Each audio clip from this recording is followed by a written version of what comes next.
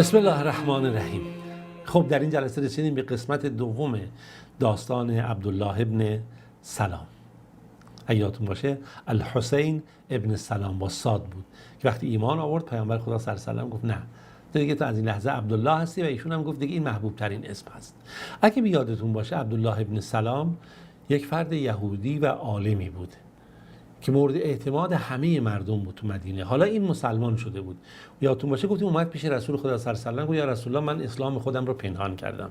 به خانواده‌اش هم گفته بود اسلامتون رو پنهان کنید. رسول خدا گفت برای چی؟ گفت یا رسول الله من میخوام که تو بزرگان قوم یهود رو دعوت به اسلام بکنی و من میرم پنهان میشم در یک اتاقی در همینجا که هستید شما. بعد شما از جایگاه من، از موقعیت من، منزلت من، از اخلاق من، از اون شرایطی که من در این اجتماع دارم سوال بکنید. بعد که سوال کردید، قبل از اینکه بخواید در مورد اسلام بگی من مسلمان شدم، بعد اینها رو شروع کنید دعوت بکنید به اسلام. چرا که اینها اگر بفهمن من مسلمان شدم شروع میکنن من رو متهم میکنن که این بیعقل هست، به من تهمت میزنن و یک سری اتهامات رو میزنن. به عبارتی همین جنگ های فیزیکی یا جنگ های چی میگم لفظی که وجود داره، مجازی که امروز وجود داره، چهره ها رو سعی میکنن تخریب کنن. خب همین کارو میکنن تا دیگه هم من از چشم و دل شما بیفتم، هم منزلت و جایگاهم بین مردم خراب بشه. میگه رسول خدا صلی الله علیه و آله گفت باشه.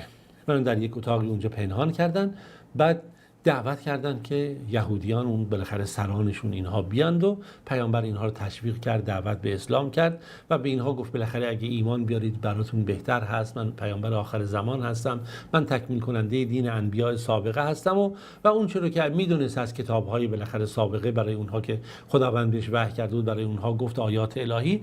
و اینا میگه شروع کردن با پیامبر مجادله کردن، به جای اینکه حق رو بپذیرن شروع کردن به اصطلاح ما کلکل کردن و اینی که حق رو نمیپذیرفتن به دنبال تحریف و به دنبال انکار و یک سری مسائل دیگری بودن که باید این کار رو انجام بدن. میگه منم قشنگ نگاه میکردم چگونه پیامبر داره اونها رو به سوی حقیقت دعوت میکنه، داره به اونها آیات نشانه ها رو میده، اما متاسفانه اونها حاضر نیستن گوش بکنن. تا اینکه پیامبر صلی الله علیه و آله میگه وقتی که مطمئن شد، ناامید شد دیگه اونها ایمان نمیارن، بعد بهشون گفت نگاه کن، یه سوالی از شما دارم، شما آیا حسین ابن عمران رو میشناسید؟ گفتم بله. گفت چه منزلتی بین شما داره؟ جایگاه حسین ابن عمران پیش شما چی هستش؟ گفتن اون سید ما هست، پسر سید ما هست، عالم ما هست، زاهد ما هست، شخصیتی که ما بهش اعتماد داریم و پدرش هم اینجوری بود و شروع کردن از علم و زهد و تقوا و منزلت قومی و طایفه‌ای شروع کردن در مورد من گفتن. بعد پیامبر خدا صلی الله علیه و آله گفت نظرتون چیه اگر حسین ابن عمران مسلمون بشه؟ آیا باورتون میشه که این مسلمون بشه؟ گفتن حاشا لله که اون بخواد مسلمان بشه، اون که هم عالم و هم زاهد دین ما هست و امکان نداره که اون مسلمان بشه.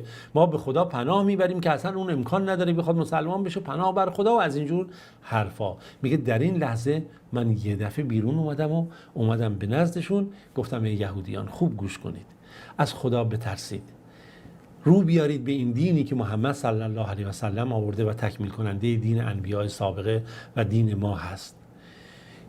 و شما هم میدونید که این محمد، قسم به الله میدونید که این محمد رسول الله هست، پیامبر خداست و فرستاده خدا هست و این رو هم در کتاب خودتون در تورات دیدید، با اسمش با صفاتش دیدید و همتون هم میدونید.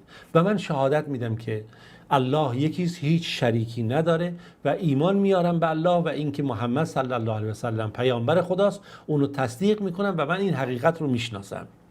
تا من این حرف رو زدم یه دفعه اینها برافروخته شدن، گفتن تو دروغ میگی، تو آدم شری هستی، آدم بدی هستی، پدرت هم اینجوری بوده، تو آدم جاهلی هستی، نادانی هستی، پدرت هم همینجوری جاهل و نادان بودی، ما اصلا تو هیچ هر عیبی که میگه اینها میدونستن، هر تهمتی که میدونستن دیگه اون لحظه به ذهنشون میومد، من رو به اون متهم کردن. بعد به رسول خدا صلی الله علیه و آله در این لحظه من رو کردم، گفتم من یا رسول الله بهتون نگفتم قوم یهود قومیان که اهل تهمت زدن و بطلان هستن، اهل خیانت و قدر و فریب هستن؟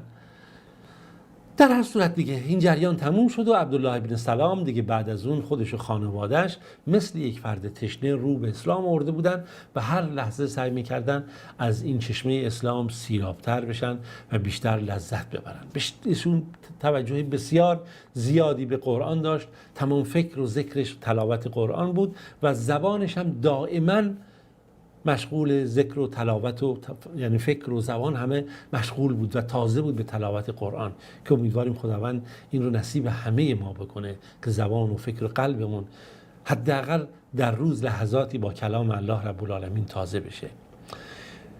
چنان به پیامبر خدا صلی الله علیه و سلم ایشون وابسته شده بود، همراه بود، ملتزم بود و تو هیچ وقتی که پیامبر خدا رو رها نمی‌کرد و خودش رو وقف کرده بود، جانش رو که برای بهشت بکنه، یعنی تمام زندگیش رو برای اینکه بتونم من بهشت رو به دست بیارم اون وقف کرده بود، تا جایی که پیامبر خدا صلی الله علیه و سلم یه روز دیگه مشهور شد بین همه.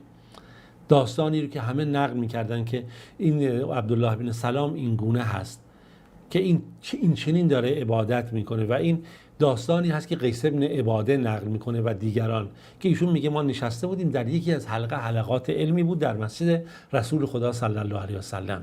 خوب نکته رو داشته باشید. میگه در اون حلقه علمی که ما نشسته بودیم پیرمردی بود که همه اومده بودن تو اون حلقه علمی نشستن، از اون حلقه علم بهره مند میشدن، آرامش پیدا میکردن، اطمینان پیدا میکردن، ایمانشون اضافه میشد و اون شخص پیرمرد میگه خیلی شیرین با مردم صحبت میکرد، خیلی لطیف صحبت میکرد، اون جلوه های ایمان رو، آیات الهی رو برای اینها تلاوت میکرد و توضیح میداد. وقتی که بلند شد رفت، مردم گفتن اگه هر کی میخواد ببینه فردی رو که داره در بهشت راه میره نگاه کنه به این. من گفتم این فرد کیه؟ گفتن عبدالله ابن سلام هست. میگه من وقتی این حرف رو شنیدم، گوش کنید خیلی جالبه، میگه بعد این حرفو شنیدم میگم قسم به خدا من میرم ببینم دنبالش این چیکار میکنه، چیه، چطوری این که اگه میخواین ببینید یکی داره تو بهشت راه میره عبدالله ابن سلام رو ببینید. میگه دنبالش رفتم تا اینکه بالاخره این از شهر مدینه خارج شد، خونش بیرون بود و داخل منزلش که شد، من در زدم، اجازه خواستم که به من اجازه ورود بده. گفت چی کار داری پسر من فلان، پسر برادر من فلان. گفتم اونجا خب اصطلاحاً عموزاده میگفتن، مثلا اصطلاحی در عرب ها هست و خیلی از اقوام هست. گفتم من شنیدم مردم در مورد تو اینجوری میگن و وقتی هم تو از مسجد خارج شدی اینجوری گفتن. و من گفتم چی؟ گفت چی میگفتن؟ گفت مردم گفتن اگه میخوای ببینید شخصی از اهل بهشت که الان داره روی زمین راه میره به این نگاه کنید، به عبدالله بن سلام. منم به دنبال شما اومدم تا ببینم داستان چیه و ببینم واقعا چگونه است که شما اهل بهشت هستید. ایشون گفت که خدا بهتر میدونه که آیا من اهل بهشت هستم یا نه پسرم، اما بله بهت میگم، ولی چاره ای نیست، باید بگم که داستان بگیرم چگونه است. میگه خود ایشون گفت بعد بالاخره من بگیم اینجوری نیست که مردم حرفی رو بزنن. گفت بله من برات علتی رو تعریف میکنم چیه. و من هم گفتم خب خدا خیرت بده، برام توضیح بده چی هست.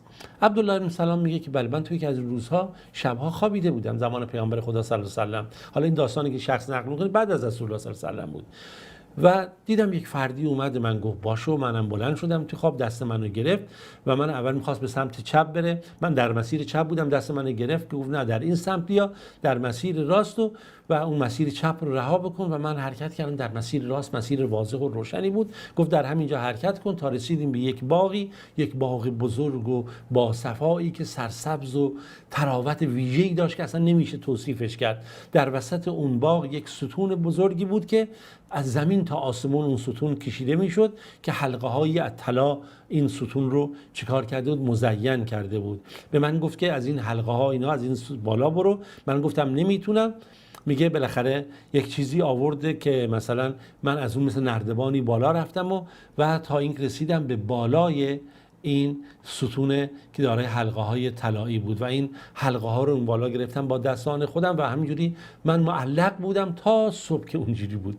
و میگه صبح که شد اومدم پیش رسول خدا صلی الله علیه و سلم، گفتم یا رسول الله من یه همچین خوابی دیدم. رسول خدا صلی الله علیه و سلم گفتن اون راه چپ همون راه اصحاب شمال هست که قرآن میگه اهل جهنمیان میرن، راه راست هم همون راه اصحاب جنت هست و اصحاب یمین هست که به بهشت میرن. و اون باغی رو هم دیدی که تو اونقدر سرسبز و با تراوت و خیلی چیز هست، این همین اسلام هست که تو پذیرفتی و اون ستونی رو هم که تو در اونجا دیدی که در وسط اون قرار داره، این همین عروة الوثقی اسلام هست که همون قرآن هست و همین چیزهای دیگه است و تو تا زمانی که زنده هستی متمسک به این هستی و بر این خواهی مرد. و این بشارتی بود که پیامبر خدا صلی الله علیه و سلم به من داده. میگه بعد از اون دیگه این مسئله بین مردم رواج پیدا کرده و نقل شده که عبدالله ابن سلام از اولاد یوسف ابن یعقوب ابن اسحاق ابن ابراهیم هست، در واقع از اون نسل هستش. و نکته‌ای که خیلی وجود داشت واقعا این بود که یهودی ها در زمان پیامبر در مدینه، اون بنی قریظه، بنی نضیر و کسانی که اونها بودن، خیلی سعی میکردن چهره مسلمانان رو تخریب بکنن و با اسلام مخالفت بکنن و حتی سعی کردن مثلا رفتارهای بدی رو نشون بدن، تهمت‌هایی که گفتیم زده شده.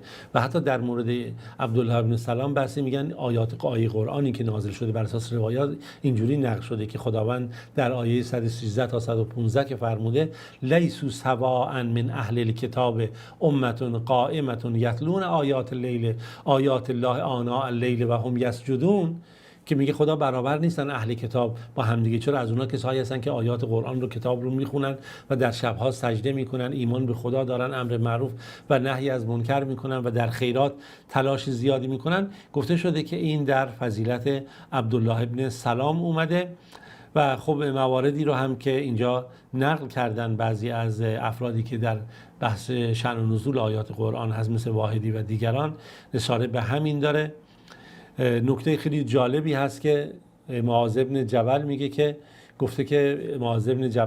گفته علم رو از 4 نفر بگیرید، ابو دردا بگیرید، سلمان فارسی بگیرید، عبدالله ابن مسعود بگیرید و عبدالله ابن سلام که قبلا یهودی بوده حالا مسلمان شده. چرا که من از پیامبر خدا شنیدم که این یکی از 10 نفر بهشتی هست که در بهشت قرار داره. و خب این اشاره که اینجا معاذ بن جبل در مورد عبدالله ابن سلام داره و ایشون میگن زنده بود در مدینه تا زمان خلافت امیر معاویه و در سال 43 هجری بود که دیگه ایشون از دنیا رفت. و که مطالب زیادی خب از ایشون نقل میشه که الان دیگه خب وقت ما شاید مجال نده و همین نکته رو فقط خواستم یادآوری بکنم که امیدواریم خداوند نور و رحمت و ایمان رو نصیب همه ما بکنه و ما رو تنها نذاره در این لحظاتی که ما نیاز به هدایت داریم. و بدونید نگاه ما و حالات ماست که ما رو به هدایت میرسونه و داستانهای صحابه و داستانهای نسل اولیه ایمان آوردگان و شاگردان رسول الله برای اینی که ما رو بتونه به خودمون بیاره و خودمون رو بشناسیم، حقیقت دین رو بشناسیم و خوبی و صداقت و پاکی و در نتیجه موفقیت و نجات رو. تا روز دیگه و داستانی دیگه از داستان یاران پیامبر در پناه خدا باشید. خدا یار و نگهدارتون.